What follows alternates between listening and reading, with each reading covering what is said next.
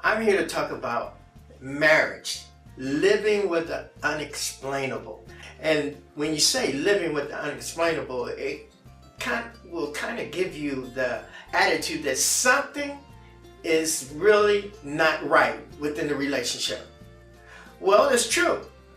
But the thing that really was a focus with me is the fact that even though there may be difficulties within a relationship, the couple can still hang in there and work through those difficulties. In this book, when we talk about marriage, living with the unexplainable, we're talking about a host or different situations that occur where people still face difficulties, tragedies, and yet they make a decision that they want to stay together.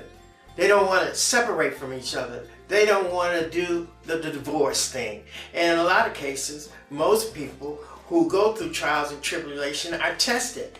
And a lot of times we're talking about people will get divorced. One of the things that we always bring to the attention of our clients is the fact that the divorce rate is so high that you might as well try to hang in there because they expect for you to get divorced.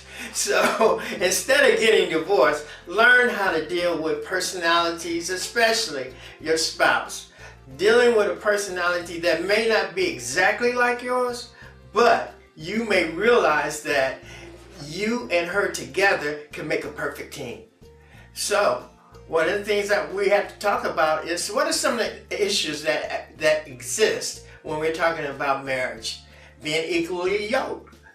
The first chapter in this book talks about being equally yoked. Now, I think about that. I said, no one can be equally yoked. That means that my spouse are the same, but you don't have to be exactly the same.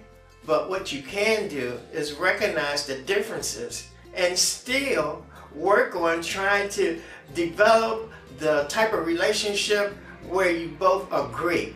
Even when you try to disagree, you can agree on disagreeing. That's something that's important. And that's why we say marriage, living with the unexplainable, because there's some issues in here that may cause you to disagree. And let's talk about another thing. Let's talk about trust. Man, when we were talking about trust, a lot of times clients would come to us and they were saying, well, I just don't trust him or I don't trust her any longer. I just feel that we can't live together because I don't trust that person. Well, trust is a tremendous barrier if you don't have it anymore in your relationship. But it's something that can be conquered, because one of the things that you have to remember is that you have to take a risk in changing the behavior. Yes, something may have happened that you call that you may feel that it's extremely difficult to deal with, but trust can be restored. It would take work, it would take a tremendous effort, but it can be restored. Another thing that I was really looking at is nurturing. That's in chapter 8 of Living with the Unexplainable. And nurturing is something that sometimes we take for granted. I need to be able to nurture my partner. I need to be able to encourage my partner and let my partner know that they're sensitive and loving, and I want to make them realize that I care about them. And showing that you care is really nurturing those things.